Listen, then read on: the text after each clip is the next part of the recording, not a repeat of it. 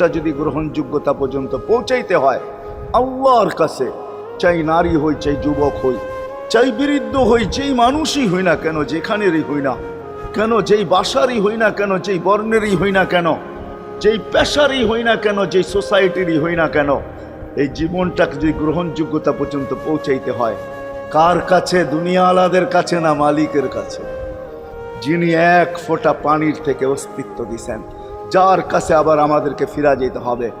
পালানের কোনো সুযোগ নাই।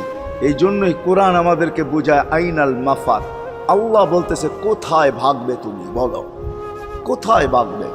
কবির কথাই সত্য, যদিও নাকি পালাও তুমি আকাশেতে লাগিয়ে সিঁড়ি লাগাও যদি আকাশে চলে যাও, তো আল্লাহ বলে তোমার পাগার কোনো সুযোগ নাই। কেননা ইল্লা বি সুলতান, ওইখানেও আমার রাজত্ব, এইখানেও আমার রাজত্ব, ডাইনো আমার রাজত্ব, বামে আগে পিছে উপরে নিচে সর্বত্র আমার রাজত্ব। আমার রাজত্বের বাহিরে যাওয়ার ক্ষমতা তোমাদের নাই।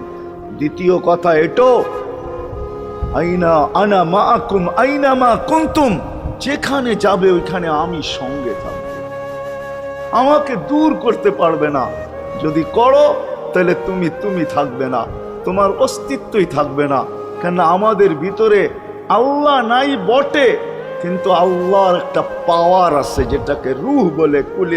কুলির রূহ মিন আমরি রব্বি, আল্লাহর একটা পাওয়ার, একটা সিফত, সবচেয়ে শক্তিশালী পাওয়ার যেটা, ওটা আমাদের ভিতরে আল্লাহ ঢুকায় রাখছেন।